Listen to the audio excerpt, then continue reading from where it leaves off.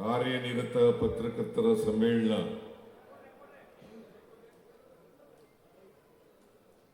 ಈ ವರ್ಷ ತುಮಕೂರಿನಲ್ಲಿ ನಡೀತಾ ಇದೆ.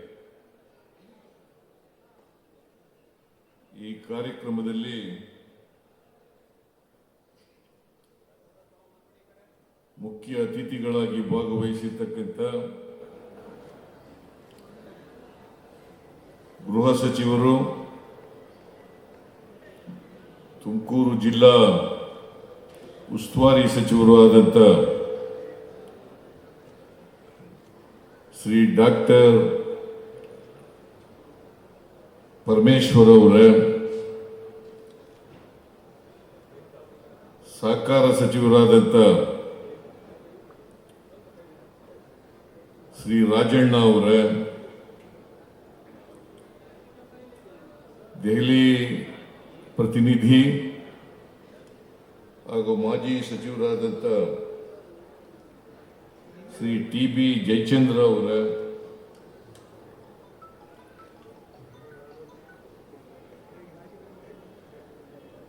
KSRTC ಅಧ್ಯಕ್ಷರು,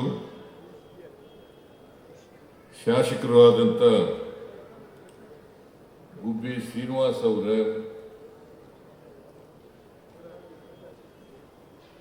ತಿಪ್ಟೂರು ಶಾಸಕರಾದಂಥ ಶ್ರೀ ಷಡಕ್ಷರಿ ಅವರೇ,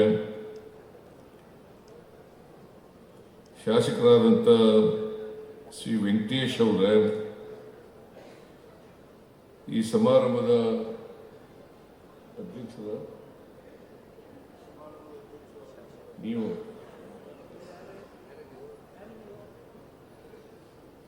ಶಾಸಕರಾದಂಥ ಜ್ಯೋತಿ ಗಣೇಶ್ ಅವರೇ, ಮೇಲ್ಮನೆಯ ಸದಸ್ಯರುಗಳಾದಂಥ ಶ್ರೀ ರಾಜೇಂದ್ರ ಅವರೇ, ಚಿದಾನಂದ ಅವರೇ, ಮಾಜಿ ಸಚಿವರಾದಂಥ ಶ್ರೀ ಸೊಗಡು ಶಿವಣ್ಣ ಅವರೇ, ಅದು ಹೇಳಿದ್ರೇನೆ ಗೊತ್ತಾಗಲ್ಲ ಕಣೆ ನಿನಗೆ, ಬರೀ ಶಿವಣ್ಣ ಅಂದ್ರೆ ಗೊತ್ತಾಗಲ್ಲ.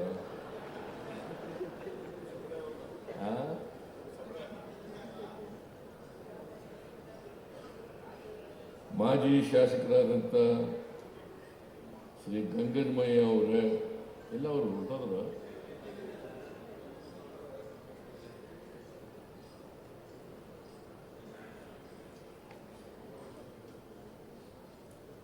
ಈ ಸಮಾರಂಭದ ಅಧ್ಯಕ್ಷರಾದಂಥ ಶ್ರೀ ಶಿವಾನಂದ ತಗಡೂರವರ,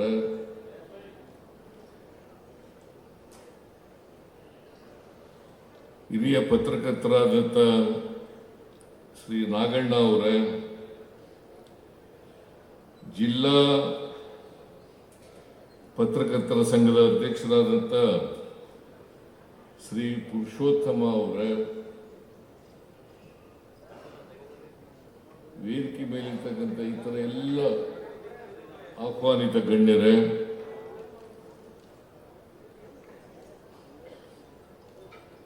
ತುಮಕೂರು ಜಿಲ್ಲೆಯ ಅಧಿಕಾರಿ ಸ್ನೇಹಿತರೇ, ಇಲ್ಲಿ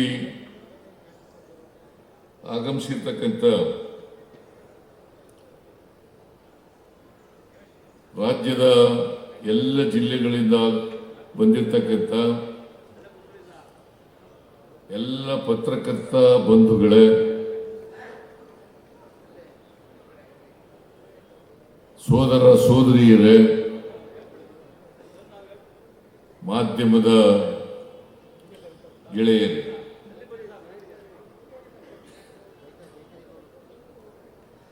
ಕಲ್ಪತರ ನಾಡು ಅಂತ ಕರೀತಾರೆ ತುಮಕೂರನ್ನು. ಈ ಕಲ್ಪತರ ನಾಡಿನಲ್ಲಿ ಇದೇ ಮೊದಲನೇ ಬಾರಿಗೆ ರಾಜ್ಯ ಮಟ್ಟದ ಕಾರ್ಯನಿರತ ಪತ್ರಕರ್ತರ ಸಮ್ಮೇಳನ ನಡೀತಾ ಇದೆ.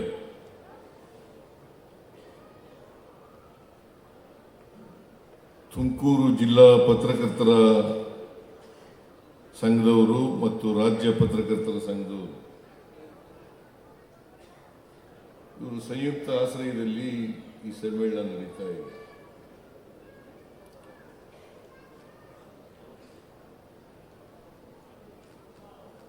ನಾನು ದಾವಣಗೆರೆಗೂ ಹೋಗಿದ್ದೆ, ಬೇರೆ ಜಿಲ್ಲೆಗಳಲ್ಲಿ ನಡೆದಂಥ ರಾಜ್ಯ ಮಟ್ಟದ ಸಮ್ಮೇಳನಗಳಿಗೂ ಹೋಗಿದ್ದೆ. ಇಲ್ಲೂ ಕೂಡ ಬರಲೇಬೇಕು ಅಂತೇಳಿ ಶಿವಾನಂದ ತಗಡೂರು ಮತ್ತೆ ಪುರುಷೋತ್ತಮ ಇವರೆಲ್ಲ ಬಂದಿದ್ರು. ಬಂದು ಉದ್ಘಾಟನೆ ಮಾಡಬೇಕು ಅಂತೇಳಿ ಒತ್ತಾಯ ಮಾಡಿದ್ರು. ಹಾಗಾಗಿ ಈ ಪತ್ರಕರ್ತರ ಸಮ್ಮೇಳನವನ್ನು ಉದ್ಘಾಟನೆ ಮಾಡತಕ್ಕಂಥ ಅವಕಾಶ ಸಿಕ್ಕಿದೆ. ಈ ಸಮ್ಮೇಳನವನ್ನು ಅತ್ಯಂತ ಸಂತೋಷದಿಂದ ಉದ್ಘಾಟನೆ ಮಾಡಿದ್ದೇನೆ.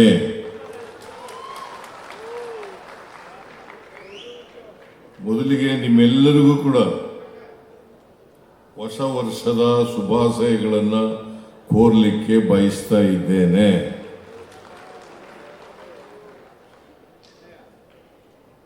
ಈಗಾಗಲೇ ಪರಮೇಶ್ವರ್ ಅವರು, ರಾಜಣ್ಣ ಅವರು, ಶಿವಾನಂದ ತಗಡೂರವರು ಮತ್ತು ಪುರುಷೋತ್ತಮ ಇವರೆಲ್ಲರೂ ಕೂಡ ಮಾತನಾಡಿದ್ದಾರೆ. ಪತ್ರಕರ್ತರ ಸಾಮಾಜಿಕ ಜವಾಬ್ದಾರಿ, ಪತ್ರಕರ್ತರ ಪತ್ರಿಕೋದ್ಯಮದ ಮುಂದೆ ಇರ್ತಕ್ಕಂಥ ಸವಾಲುಗಳು, ಅವಕ್ಕೆ ಪರಿಹಾರಗಳೇನು, ಮತ್ತು ನಮ್ಮ ಜವಾಬ್ದಾರಿಗಳೇನು, ಆ ಜವಾಬ್ದಾರಿಗಳನ್ನು ಎಷ್ಟರ ಮಟ್ಟಿಗೆ ನಿಭಾಯಿಸ್ತಾ ಇದ್ದಾರೆ ಅಂತಕ್ಕಂಥದ್ದು ಬಹಳ ಮುಖ್ಯ. ಈಗ ನಾವು ಪತ್ರಿಕೋದ್ಯಮ ಸುಮಾರು 50 ವರ್ಷಗಳ ಹಿಂದೆ ಅಥವಾ ಸ್ವಾತಂತ್ರ್ಯ ಬರೋದಕ್ಕಿಂತ ಮುಂಚಿತವಾಗಿ ಅವತ್ತಿಗೂ ಇವತ್ತಿಗೂ ಹೋಲಿಕೆ ಮಾಡ್ಕೊಳ್ತಕ್ಕಂಥದ್ದು ಬಹಳ ಉತ್ತಮ. ಇವತ್ತು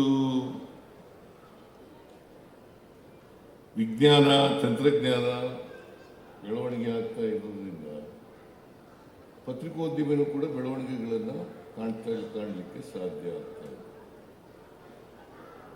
ಇವತ್ತು ಅಮೆರಿಕಾದಲ್ಲಿ ಬೆಂಕಿ ಬಿದ್ದಿದೆ ಅಂತ ಅನ್ನೋದು ತಕ್ಷಣ ಇಲ್ಲಿ ಬಂದ್ಬಿಡ್ತದೆ.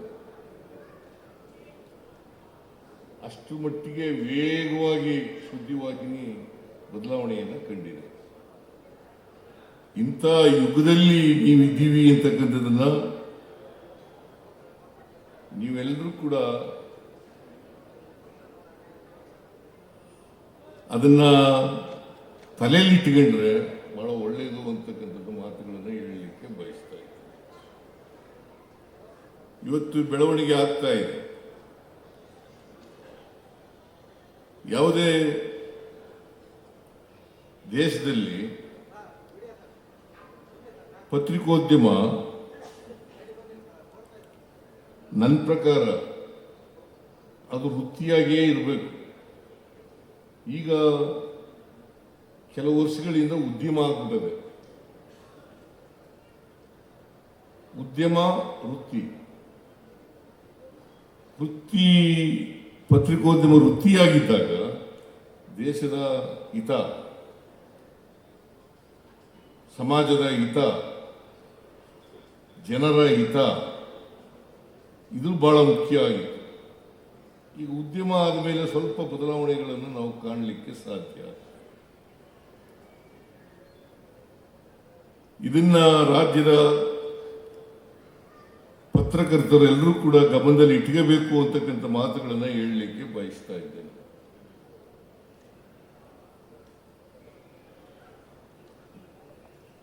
ನಮಗೆ ಸಂವಿಧಾನ ಇದೆ. ಸಂವಿಧಾನದ ಆಶಯಗಳು ಈಡೇರಬೇಕಾದ್ರೆ ಪ್ರಜಾಪ್ರಭುತ್ವದ ಮೌಲ್ಯಗಳು ಗಟ್ಟಿಯಾಗಬೇಕು. ಪ್ರಜಾಪ್ರಭುತ್ವದ ಮೌಲ್ಯಗಳು ಗಟ್ಟಿಯಾಗಲಿ ಹೋದ್ರೆ ಸಂವಿಧಾನದ ಆಶಯಗಳು ಈಡೇರೋದು ಬಹಳ ಕಷ್ಟ ಆಗ್ತದೆ. ಯಾವುದೇ ಸರ್ಕಾರ ಇದ್ರೂ ಕೂಡ ಯಾವುದೇ ಪಕ್ಷ ಸರ್ಕಾರ ಇಲ್ಲ. ಆ ಪಕ್ಷದ ಸರ್ಕಾರದ ಉದ್ದೇಶ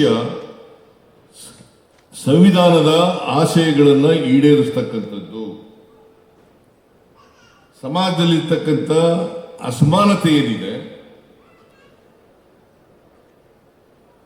ಆ ಅಸಮಾನತೆಯನ್ನು ಹೋಗಲಾಡಿಸದೆ ಹೋದರೆ ಬುದ್ಧ ಹೇಳಿದ್ದು, ಬಸವಣ್ಣ ಹೇಳಿದ್ದು, ಅಂಬೇಡ್ಕರ್ ಹೇಳಿದ್ದು, ಗಾಂಧೀಜಿ ಹೇಳಿದ್ದು ಎಲ್ಲ ದೇಶದಲ್ಲಿ ಈಡೇರಿಸಲಿಕ್ಕೆ ಸಾಧ್ಯ ಆಗ್ತದ? ಈಗ ಅಂಬೇಡ್ಕರ್ ಅವರು ಕೂಡ ಪತ್ರಕರ್ತರಾಗಿದ್ದರು. ಮಹಾತ್ಮ ಗಾಂಧೀಜಿಯವರು ಕೂಡ ಪತ್ರಕರ್ತರಾಗಿದ್ದರು. ಅವತ್ತಿನ ದಿನಗಳು, ಇವತ್ತಿನ ದಿನಗಳು, ಇದನ್ನ ನಾವು ಗಮನದಲ್ಲಿ ಇಟ್ಕೋಬೇಕಾಗಿರ್ತಕ್ಕಂಥದ್ದು ಅತ್ಯಂತ ಅವಶ್ಯ. ಅವತ್ತು ವಸ್ತುಸ್ಥಿತಿಯನ್ನ ಜನರ ಮುಂದೆ ಇಡ್ತಕ್ಕಂಥ ಪ್ರಯತ್ನವನ್ನು ಮಾಡ್ತಾ ಇದ್ರು. ಇವತ್ತು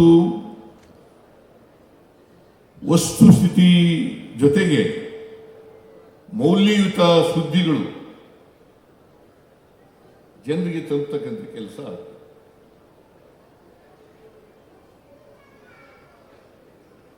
ಒಂದು ಘಟನೆ ಆದ ತಕ್ಷಣವೇ ನಮ್ಮಲ್ಲೇ ಮೊದಲು ವರದಿಯಾದದ್ದು ಅಂತ ಬರೀತಕ್ಕಂಥದ್ದು ಜಾಸ್ತಿ ಆಗ್ತದೆ. ನಮ್ಮಲ್ಲೇ ಮೊದಲ ವರದಿ ಅದು ಜಾಸ್ತಿ ಆಗ್ಲಿಕ್ಕೆ ಪ್ರಾರಂಭ ಆಗ್ಬಿಟ್ಟದೆ.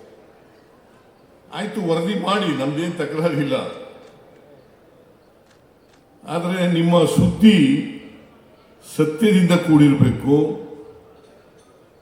ಮತ್ತೆ ಯಾವುದೇ ಘಟನೆ ನಡೀತದಲ್ಲ, ಆ ಘಟನೆ ನಡೆಯುವಾಗ ನೀವು ಬರೆಯೋಕ್ಕಿಂತ ಮುಂಚಿತವಾಗಿ 2 ಸಾರಿ 3 ಸಾರಿ ಯೋಚನೆ ಮಾಡ್ತಕ್ಕಂಥದ್ದು ಬಹಳ ಒಳ್ಳೆಯದು. ಆಮೇಲೆ ಇತ್ತೀಚಿನ ದಿನಗಳಲ್ಲಿ ಈ ಊಹಾ ಪತ್ರಿಕಾ ಶುರುವಾಗ್ಬಿಟ್ಟದೆ. ಊಹೆ ಮಾಡೋದು, ಹಿಂಗೆ ನಡೆದಿರ್ಬೋದು, ಹಿಂಗೆ ನಡೆದಿದ್ರೆ ಏನು ಬರೀಬೇಕು ನಾವು. ಅದು ಈ ಊಹೆ ಯಾಕೆ ಮಾಡ್ತೀರೋ ನನಗಂತೂ ಗೊತ್ತಿಲ್ಲ. ಇದು ಬಹಳ ಅಪಾಯಕಾರಿ, ಬಹಳ ಅಪಾಯಕಾರಿ. ಊಹೆ ಮಾಡ್ಕೊಂಡು ಬರೆಯೋದಿದೆಯಲ್ಲ. ನೀವು ಒಂದು ಸರ್ಕಾರನ ಟೀಕೆ ಮಾಡಲಿಕ್ಕೆ ನಂದೇನು ತಕರಾರಿಲ್ಲ. ಸರ್ಕಾರ ಮಾಡ್ತಕ್ಕಂಥ ತಪ್ಪುಗಳನ್ನು, ಅಂಕುಡೊಂಕುಗಳನ್ನು ತಿರ್ತಕ್ಕಂಥ, ಜನರಿಗೆ ತಿಳಿಸ್ತಕ್ಕಂಥ ಕೆಲಸ ಮಾಡಿದ್ರೆ ನಂದೇನು ತಕರಾರಿಲ್ಲ. ಟೀಕೆ ಮಾಡಲಿಕ್ಕೂ ತಕರಾರಿಲ್ಲ. ಟೀಕೆ ಆರೋಗ್ಯಕರವಾಗಿರಬೇಕು, ಅದು ಸಮಾಜಮುಖಿಯಾಗಿರಬೇಕು, ಜನಪರವಾಗಿ ಅಲ್ವಾ? ಆರೋಗ್ಯಕರವಾಗಿರ್ಬೇಕಾದ್ರೆ ಆರೋಗ್ಯಕರವಾದಂಥ ಟೀಕೆಗಳು ಇಲ್ಲದೆ ಹೋದ್ರೆ ಟೀಕೆ ಮಾಡಲಿಕ್ಕೋಸ್ಕರ ಟೀಕೆ ಮಾಡೋದಲ್ಲ. ಟೀಕೆ ಮಾಡಬೇಕು, ಅದಕ್ಕೋಸ್ಕರ ಟೀಕೆ ಮಾಡೋದು, ಅದು ಅದಕ್ಕೆ ಅವಕಾಶ ಇಲ್ಲ. ಪತ್ರಿಕೋದ್ಯಮದಲ್ಲಿ ಇದೆಯಾ? ನಾನು ಯಾವುದೋ ಮ್ಯಾಗ್ಜಿನ್ ಓದ್ತಾ ಇದ್ದೆ, ಅಲ್ಲಿ ಅದು ಮ್ಯಾಗ್ಜಿನ್ ಏನಪ್ಪ ಅದರ ಹೆಸರು, ಅದರಲ್ಲಿ ಪತ್ರಕರ್ತರ ಕರ್ತವ್ಯಗಳೇನು ಅಂತ ಬರೆದಿದ್ದಾರೆ. ಸ್ವಲ್ಪ ಒಂದೊಂದು ಸಾರಿ ಅದು ನೋಡ್ಕೊಂಡ್ರೆ ಬಹಳ ಒಳ್ಳೆಯದು. ನೀವೇ ಬರೆದಿರೋದು, ನಾನು ಬರೆದಿರೋದಲ್ಲ. ಅದು ಪತ್ರಕರ್ತರ ಕರ್ತವ್ಯಗಳೇನು ಅಂತೇಳಿ ಬರೆದಿದ್ದಾರೆ, ಒಂದು ಪಟ್ಟಿ ಮಾಡಿದ್ದಾರೆ. ಜೊತೆಗೆ ಪತ್ರಿಕೋದ್ಯಮದ ಸವಾಲುಗಳೇನು ಅದನ್ನು ಬರೆದಿದ್ದಾರೆ.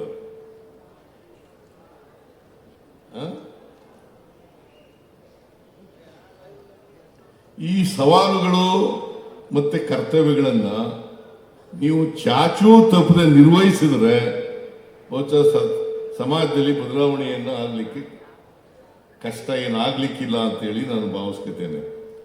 ಈಗ ಸಂವಿಧಾನದಲ್ಲಿ ಬಹಳ ಸ್ಪಷ್ಟವಾಗಿ ಹೇಳ್ಕೊಂಡಿದ್ದೀವಿ.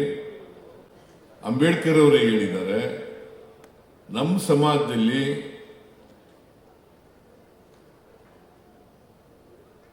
ಅಸಮಾನತೆ ಇದೆ. ಬಡವರಿದ್ದಾರೆ, ಶ್ರೀಮಂತರಿದ್ದಾರೆ, ಮೇಲ್ಜಾತಿಯವರಿದ್ದಾರೆ, ಕೆಳಜಾತಿಯವರಿದ್ದಾರೆ ಅಲ್ಲ.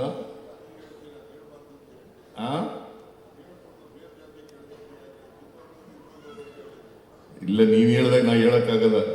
ವಸ್ತು ಜಾತಿ ಅನ್ನೋದು ವಾಸ್ತವ. ನೀನು ಕೆಳಜಾತಿ ಅಂತಲ್ಲ, ವಾಸ್ತವವಾಗಿರೋ ವಿಚಾರ ಬಿಟ್ಟು ನೀವು ಮೇಲಾರ ಹೇಳಕ್ ಹೋದ್ರೆ ಅವೇನು ಆಗೋದಿಲ್ಲ ಸಮಾಜದಲ್ಲಿ. ಕೆಳಜಾತಿ ಮೇಲ್ಜಾತಿ ಅನ್ನೋದು ವಾಸ್ತವ. ನೋಡಪ್ಪ, ನೀನು ಚಿತ್ರವರ್ಣ ವ್ಯವಸ್ಥೆ ಒಂದ್ಸರಿ ಓದ್ಕೊ, ಮನುಸ್ಮೃತಿ ಓದ್ಕೊ, ಒಂದ್ಸರಿ ಇನ್ನೊಂದ್ಸರಿ ಓದ್ಕೊ. ಕೆಳಜಾತಿ ಆಯ್ತು, ನೀನು ಒಪ್ಕೊಳ್ಳದೆ ಅಂದ್ರೆ ಬಿಟ್ಬಿಡು. ನೀನು ಭಾಷಣ ಮಾಡುವಾಗ ಹೇಳು, ನಾನು ಈ ನನ್ನ ಸ್ವಾತಂತ್ರ್ಯ ಕೆಳಜಾತಿ ಮೇಲ್ಜಾತಿ ಅಂತ ಹೇಳ್ತಕ್ಕಂಥದ್ದು ನನ್ನ ಸ್ವಾತಂತ್ರ್ಯ. ನನ್ನ ಸ್ವಾತಂತ್ರ್ಯಕ್ಕೆ ಧಕ್ಕೆ ತರ್ತಕ್ಕಂಥ ಕೆಲಸವನ್ನು ದಯಮಾಡಿ ಮಾಡಬಾರದು. ಚತುರ್ವರ್ಣ ವ್ಯವಸ್ಥೆಯಲ್ಲಿ ಈಗ 4 ವರ್ಣಗಳಿದ್ದಾವೆ. ಅದು ಇನ್ನು ಅಲ್ಗಳಿಯಕ್ಕಾಗತ್ತಾ? ಅದು ಮುಂದುವರಿಸಬಾರಲ್ಲ, ಬದಲಾವಣೆ ಆಗ್ಬೇಕು. ಹೆಂಗೆ ಬದಲಾವಣೆ ಆಗತ್ತೆ? ಹೆಂಗ್ ಬದಲಾವಣೆ ಆಗ್ಬೇಕು? ಬದಲಾವಣೆ ಆಗ್ಬೇಕಾದ್ರೆ ಎಲ್ಲರಿಗೂ ಆರ್ಥಿಕವಾಗಿ ಸಾಮಾಜಿಕವಾಗಿ ಶಕ್ತಿ ಬಂದಾಗ ಮಾತ್ರ ಬದಲಾವಣೆ ಆಗಲಿಕ್ಕೆ ಸಾಧ್ಯ ಆಗ್ತದೆ ಅಲ್ಲ. ಅದಕ್ಕೆ ಬಾಬಾ ಸಾಹೇಬ್ ಅಂಬೇಡ್ಕರ್ ಅವರು ಸಂವಿಧಾನ ರಚನಾ ಸಭೆಯಲ್ಲಿ ಒಂದು ಭಾಷಣ ಮಾಡಿದ್ದಾರೆ, ಕೊನೆಯ ಭಾಷಣ. ಅದು 1949 ನವೆಂಬರ್ 25ನೇ ತಾರೀಕು. ನವೆಂಬರ್ 25, 1949 ಭಾಷಣ ಮಾಡಿದ್ದಾರೆ. ಒಂದು ದಿನ ಮುಂಚಿತವಾಗಿ ಅಂಗೀಕಾರ ಆಗೋಕ್ಕಿಂತ ಮುಂಚಿತವಾಗಿ ಒಂದು ಭಾಷಣ ಮಾಡಿದ್ದಾರೆ. It's an historical speech made by none other than Baba Saheb Ambedkar.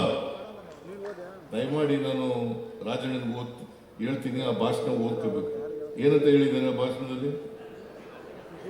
1950 26ನೇ ತಾರೀಕು ಸಂವಿಧಾನ ಜಾರಿಗೆ ಬರ್ತದೆ. ಅವತ್ತು ಸಮಾಜದಲ್ಲಿ ವೈರುಧ್ಯತೆ ಇರ್ತಕ್ಕಂಥ ಸಮಾಜಕ್ಕೆ ಕಾಲಿಡ್ತಾ ಇದ್ದೀವಿ.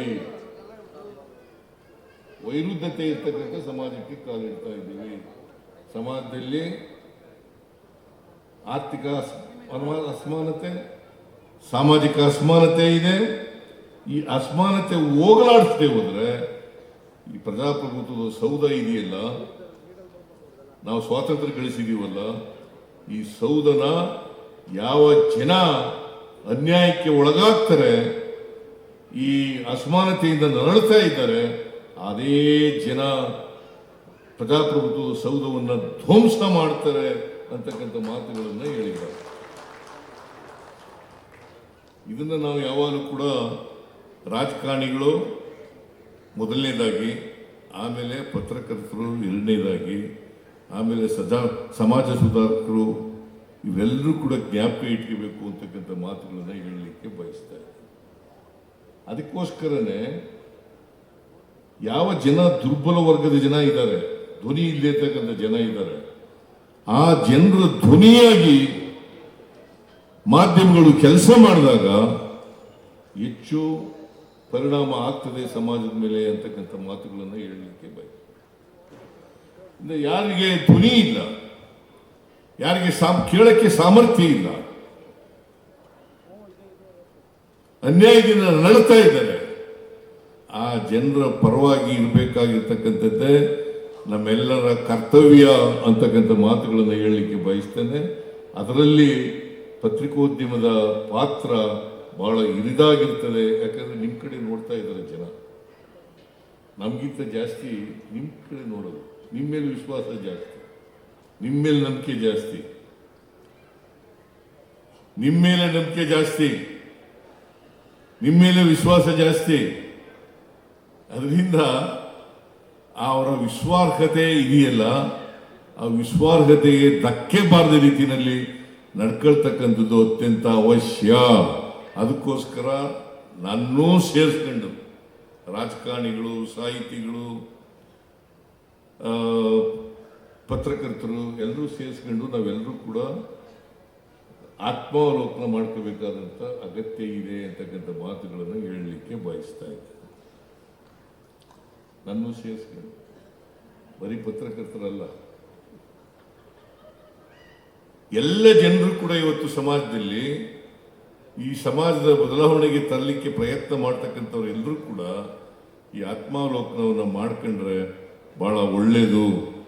ಆಮೇಲೆ ಈ ನೀವು ಮಾಧ್ಯಮದವ್ರು ಇದ್ದಾರಲ್ಲ, ಈ ಮಾಧ್ಯಮದವರು ಈ ಮೂಢನಂಬಿಕೆ, ಕಂದಾಚಾರಗಳು, ಮೌಢ್ಯಗಳು ಇದಕ್ಕೆ ಹೆಚ್ಚು ಒತ್ತು ಕೊಡಕ್ಕೆ ಹೋಗ್ಬೇಕು.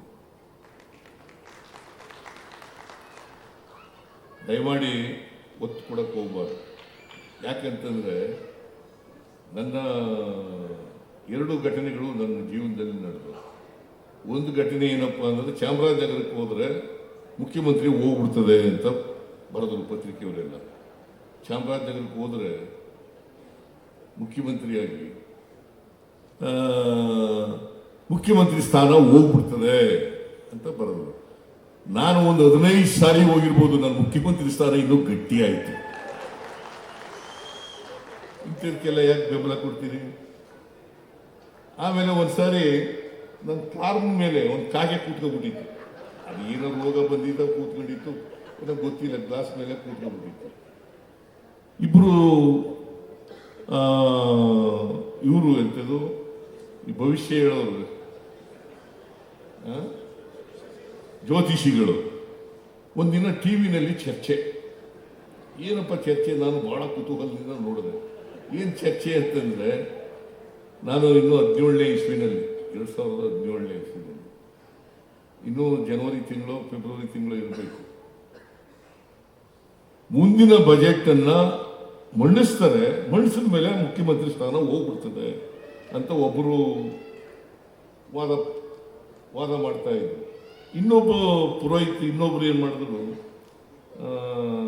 ಇಲ್ಲ ಮಂತ್ರಿ ಇರ್ತದೋ ಬಜೆಟ್ ಮಂಡಿಸೋಕ್ಕಿಂತ ಮುಂಚಿತವಾಗಿ ಮುಖ್ಯಮಂತ್ರಿ ಹೋಗ್ಬಿಡ್ತದೆ. ಅದಾದ್ಮೇಲೆ ಎಷ್ಟು ಬಜೆಟ್ ಮಂಡಿಸ್ತೀನಿ ನಾನು?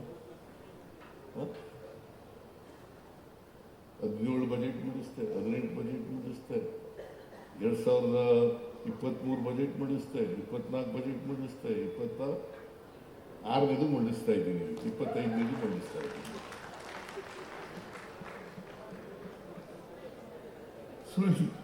ಈ ತರ ಜನರಿಗೆ, ಈ ತರ ಸುದ್ದಿ ಜನರಿಗೆ ತಲುಪಿಸಿದ್ರೆ ಏನ್ ಮಾಡ್ತದೆ ಹೇಳಿಯಪ್ಪ ನೋಡ. ಇದು ನಂಬ್ಕತರ ಇಲ್ವೋ ಜನ? ಅದಕ್ಕೆ ಪತ್ರಕರ್ತರಿಗೆ ವೈಚಾರಿಕತೆ ಇರಬೇಕು, ವೈಜ್ಞಾನಿಕತೆ ಇರಬೇಕು, ವಸ್ತುಸ್ಥಿತಿಯ ಅರಿವಿರಬೇಕು. ಆಮೇಲೆ ಈ ಅಧ್ಯಯನಶೀಲರಾಗಬೇಕು. ನೀವೆಲ್ಲ ಅಧ್ಯಯನಶೀಲರಾಗದೆ ಹೋದ್ರೆ ಬಹಳ ಕಷ್ಟ. ಮತ್ತೆ ಸಂಶೋಧನೆ ಮಾಡಬೇಕು. ರಿಸರ್ಚ್ ಇಲ್ವೇ ಇಲ್ಲ. ಬಹಳ ರಿಸರ್ಚ್ ಮಾಡ್ತಿದ್ರು ಮಂದಿ ಎಲ್ಲ, ಹಿಂದೆ ಎಲ್ಲ ರಿಸರ್ಚ್ ಮಾಡ್ತಾ ಇದ್ರು. ಈಗ ರಿಸರ್ಚ್ ಮಾಡ್ತಕ್ಕಂಥದ್ದು ಕೂಡ ಕಡಿಮೆ ಆಗ್ತಾ ಇದೆ. ರಿಸರ್ಚೇ ಮಾಡ್ತಾ ಇಲ್ಲ ಅಂತ ಹೇಳಕ್ ಹೋಗಲ್ಲ, ರಿಸರ್ಚ್ ಮಾಡ್ತಾ ಇರ್ತಕ್ಕಂಥದ್ದು ಕೂಡ ಕಡಿಮೆ ಆಗ್ತದೆ. ಅದಕ್ಕೆ ಸತ್ಯ ಶೋಧನೆ ಆಗಬೇಕು. ಸತ್ಯವನ್ನು ಹೇಳೋದಕ್ಕೆ ನಿಷ್ಠುರವಾಗಿ ಹೇಳ್ತಕ್ಕಂಥ ಕೆಲಸ ಮಾಡಿ. ಅದಕ್ಕೆ ನಾನು ನಿಮ್ಮ ಸ್ವಾತಂತ್ರ್ಯ ಇದೆಯಲ್ಲ, ಅಭಿವ್ಯಕ್ತಿ ಸ್ವಾತಂತ್ರ್ಯ, ಪತ್ರಿಕಾ ಸ್ವಾತಂತ್ರ್ಯ, ಇದನ್ನ ಯಾವಾಗಲೂ ಕೂಡ ಗೌರವಿಸ್ತಕ್ಕಂಥವನು. ನನ್ನ ಮೇಲೆ ಬರೀಲಿ, ನಮ್ಮ ಸರ್ಕಾರದ ಮೇಲೆ ಬರೀಲಿ, ನಾನು ಯಾವುದಕ್ಕೂ ಅದಕ್ಕೆ ನಮ್ಮ ವಿರುದ್ಧ ಬರೆದೋದಕ್ಕೆ ಒತ್ತು ಕೊಡಲಿಕ್ಕೆ ಹೋಗಲ್ಲ, ಅಥವಾ ನಮ್ಮ ಪರವಾಗಿ ಬರೆದೋದಕ್ಕೂ ಕೂಡ ನಾನು ಉಬ್ಬೋಗ್ತಕ್ಕಂಥ ಕೆಲಸವನ್ನು ಮಾಡಲ್ಲ. ಪತ್ರಿಕಾ ಧರ್ಮ ಅವ್ರ ಕೆಲಸ ಅವ್ರು ಮಾಡ್ತಾರೆ. ಆದರೆ ನಿಮ್ಮ ಪತ್ರಿಕಾ ಧರ್ಮ ಇದೆಯಲ್ಲ, ಎಥಿಕ್ಸ್ ಇದೆಯಲ್ಲ, ಆ ಎಥಿಕ್ಸನ್ನು ಯಾವ ಕಾಲದಲ್ಲೂ ಕೂಡ ಅದಕ್ಕೆ ಧಕ್ಕೆ ಬರದ ರೀತಿಯಲ್ಲಿ ನೋಡ್ಕೊಳ್ತಕ್ಕಂಥದ್ದು ನಿಮ್ಮೆಲ್ಲರ ಜವಾಬ್ದಾರಿ ಅಂತಕ್ಕಂಥ ಮಾತುಗಳನ್ನು ಹೇಳಲಿಕ್ಕೆ ಬಯಸ್ತೀನಿ. ಎಥಿಕ್ಸ್ ಮರಿಬಾರ್ದು, ಪ್ರೊಫೆಷನಲ್ ಎಥಿಕ್ಸ್ ಅದು ಮರಿಬಾರ್ದು.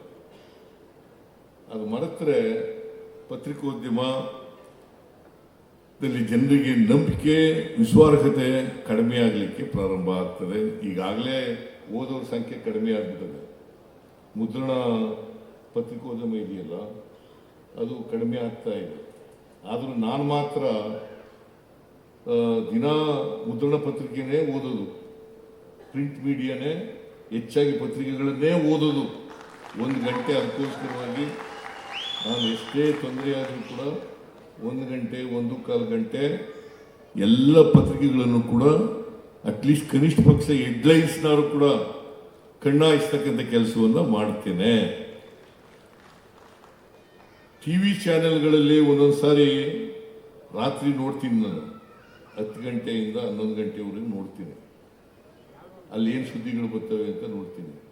ಹೆಚ್ಚಾಗಿ ಕನ್ನಡ ಚಾನೆಲ್ಗಳನ್ನೇ ನೋಡೋದು ನಾನು.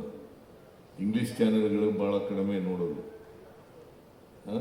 ಅದರಿಂದ ನೀವೆಲ್ಲ ಇಲ್ಲಿ ಕನ್ನಡ ಚಾನೆಲ್ನಲ್ಲಿ ಕೆಲಸ ಮಾಡ್ತಕ್ಕಂಥವ್ರು ಇದ್ದೀರಿ, ಪತ್ರಕರ್ತರಿದ್ದೀರಿ, ನೀವೆಲ್ಲರೂ ಕೂಡ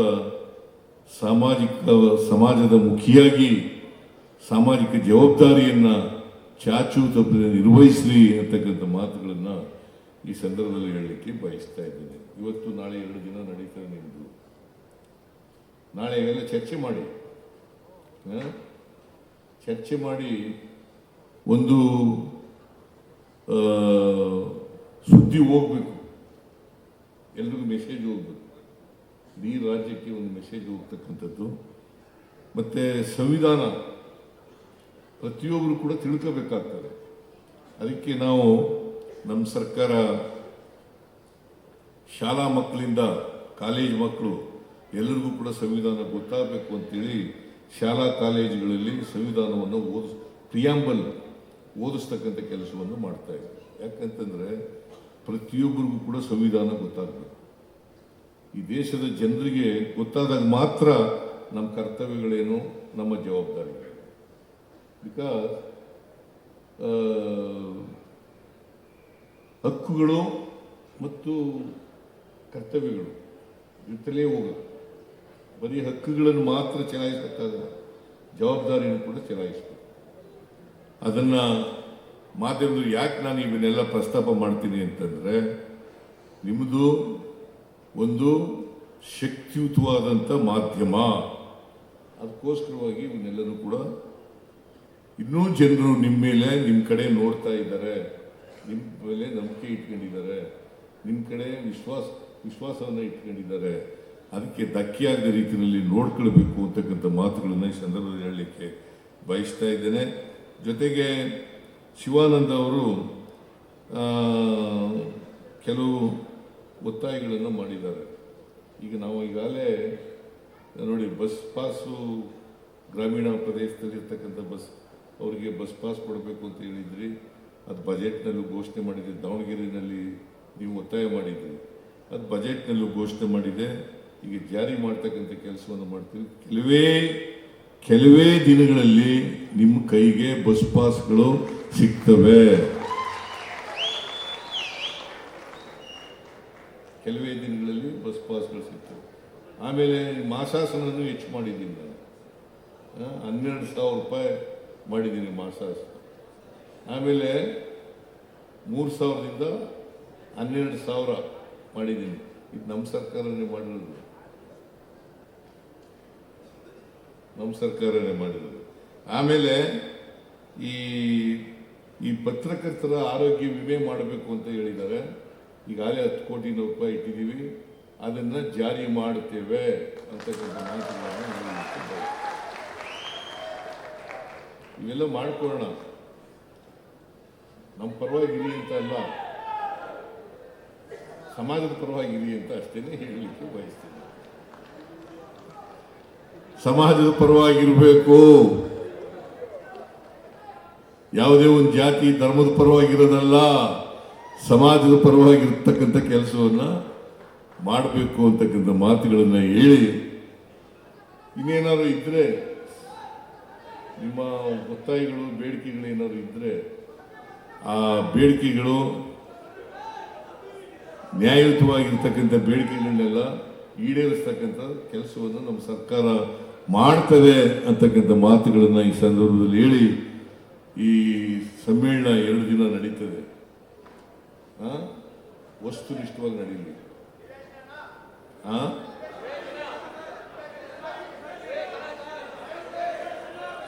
ಆಯ್ತು, ಕೂತ್ಕೊಳ್ಳಪ್ಪ.